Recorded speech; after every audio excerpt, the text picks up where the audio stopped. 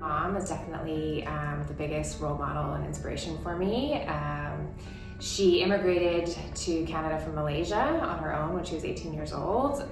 She was also one of very few women to do her MBA at the U of T in the early 70s. So yeah, she's just very brave, very courageous, and obviously hardworking as well. Julia Childs, for me, embodied the power that being passionate brings to getting people engaged, to listen to you, to hear your story, and to learn from you. And it's something that I try to emulate myself, and I think it's been a game changer in my career when I truly am passionate by what I'm talking about, what I'm working with, the project that I'm on. It's just contagious, and you get people's buy-in, and the success that comes from that is really rewarding, and she's been the one who's inspired me in that regard. A woman that has inspired me a lot has been my mother.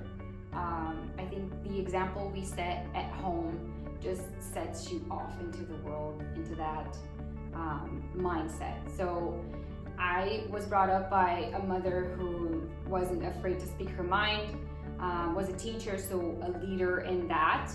And I grew up thinking that that's normal and natural, and it wasn't until much later in my life that I lived and saw the challenges for women, especially in the workplace. But just being a child and watching your mom at home, that's the inspiration that I had to be who I am and to speak my mind and to not be afraid to be heard.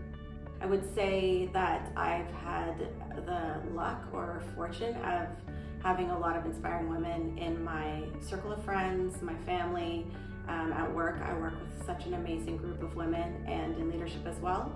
But the one person that would inspire me the most, I'd say, is my sister.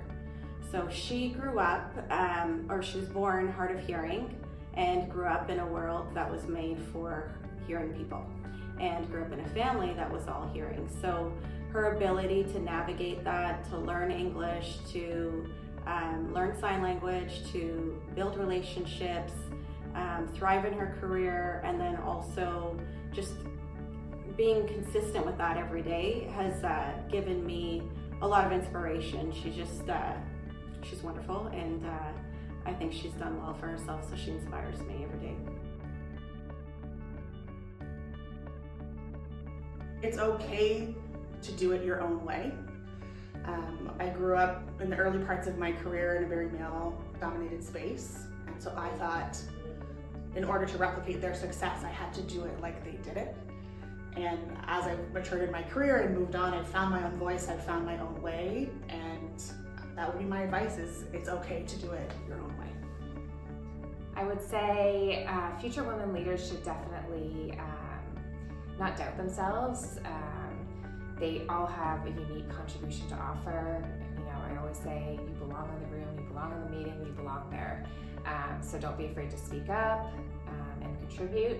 And another way is for women to maybe recognize other people in the room that might be a bit quieter and lead by example. And so offer space for them to contribute. I think that's always a really great thing to do, because you're then creating a very inclusive environment, and that can only help other underrepresented people in the room and other future women leaders. So for me, leadership really starts with self-leadership, and really understanding your values. What are those things that guide your decisions? What are your non-negotiables? And also knowing your value, which is really important.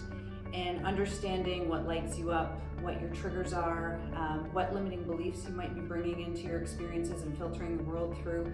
The more you know about yourself, the better equipped you are to be able to lead others.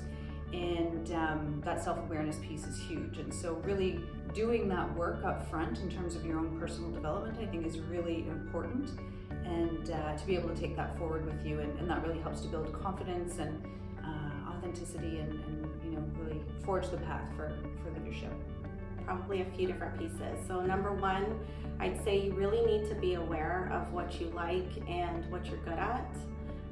With that, I would say going into number two, it's around execution. So do the hard work, do it consistently, do it well, And then from there, it's really about just going for it. So a lot of times women will question whether they can do certain roles, whether they can be a lead on a project, get an increase. I'd say just go for it, ask, get involved, apply.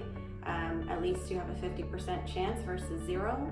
And then lastly, it's the give back. So whether it's through mentorship, celebrating other successes, cheering people on, giving them an opportunity to share and discuss, I'd say that's the last piece.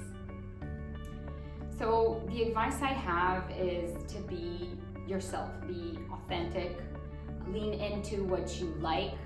Don't be afraid to voice your opinion. Don't lose your uniqueness, because I think part of the value of the women's perspective, especially in business, is that we aren't men. We are different and we have unique characteristics. So just lean into those, and if we combine everyone's uniqueness and points of view, then it'll be better for everyone in a more inclusive environment. So just lean into what drives you and be authentic.